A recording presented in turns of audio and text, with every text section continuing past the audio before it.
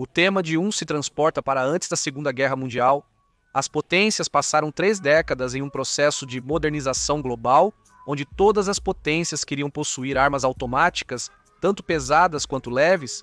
Surgiram os submetralhadoras como o MP-18 e o submetralhadora Thompson e as primeiras metralhadoras leves para infantaria como o Browning Bar e mais tarde as EG-30 e EG-34 já para a Segunda Guerra Mundial. O mundo observou com terror tudo o que as armas automáticas modernas podiam causar. Em apenas 40 anos, as metralhadoras avançaram para disparar 400 tiros por minuto para disparar 2.200 rodadas por minuto. E agora, as mesmas podiam ser transportadas por um único soldado. Apesar de todos esses avanços, o soldado de infantaria estava limitado a usar apenas submetralhadoras. As submetralhadoras eram boas armas. Mas tinha um problema. A munição que era usada carecia de penetração e poder de parada. As submetralhadoras também tinham alcance efetivo limitado. Assim, os soldados precisavam se aproximar muito de seus inimigos. Para atacar, a infantaria ainda usava rifles de ferrolho, e os que tinham sorte usavam fuzis semi-automáticos, como os 40. E os 40 e o Sistema Brasileiro de Televisão, 40, e, no caso dos americanos, o M1 Garand. Estes fuzis tinham um grande poder de parada, penetração e pontaria, eram bons à distância, mas no combate urbano ou combate próximo. Muito comum na Segunda Guerra Mundial, os fuzis deixavam muito a desejar, eram estorvosos e sua baixa cadência e capacidade de carregador muitas vezes significavam a morte do soldado. Então, os engenheiros alemães, para dar uma vantagem ao seu exército, tinham claro o que fazer. Criaram um fuzil para a infantaria que combinasse a precisão e o poder de um fuzil com o controle e a leveza que os fuzis ofereciam. Os alemães já tinham experiência com fuzis soviéticos ABT-40 capturados, versões automáticas do Sistema Brasileiro de Televisão, 40.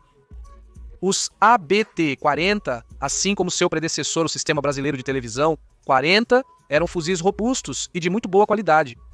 No entanto, quando disparado no modo automático após 200 rodadas, ele se despedaçava inteiro.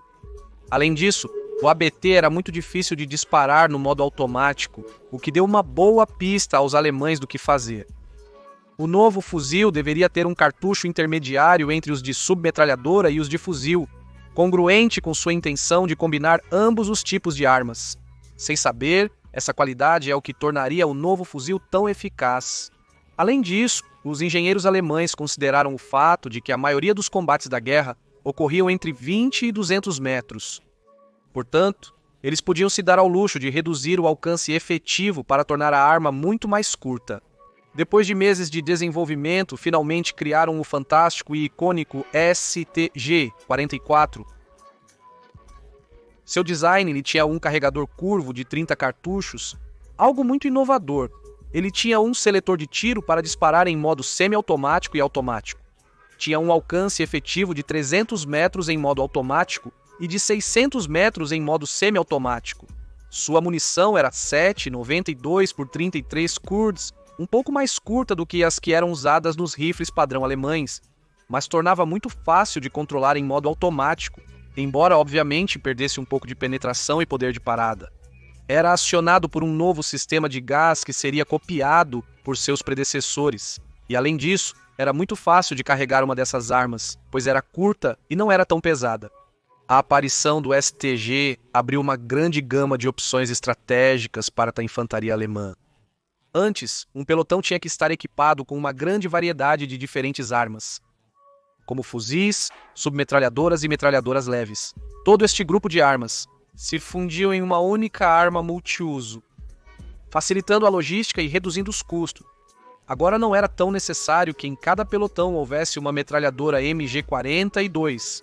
Agora avançar enquanto se disparava se tornava muito mais efetivo. O combate urbano se tornava muito mais fácil, graças ao curto e fácil de carregar dos STG e, claro, era um adeus às estorvantes baionetas. Esses engenheiros alemães, sem saber, não criaram um fuzil, criaram um novo padrão de armas que definiria o equipamento da infantaria para sempre. O STG-44. 44 foi uma das grandes criações da Alemanha Nacional Socialista, mas infelizmente para o STG-44 e para a Alemanha, o STG-44 chegou justamente no ocaso do Império.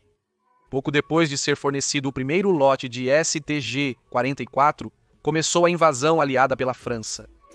Haviam muito poucos em combate para causar uma repercussão no conflito, e no final, após a queda da Alemanha, não voltaram a ser produzidos. Foram produzidos cerca de 426 mil unidades.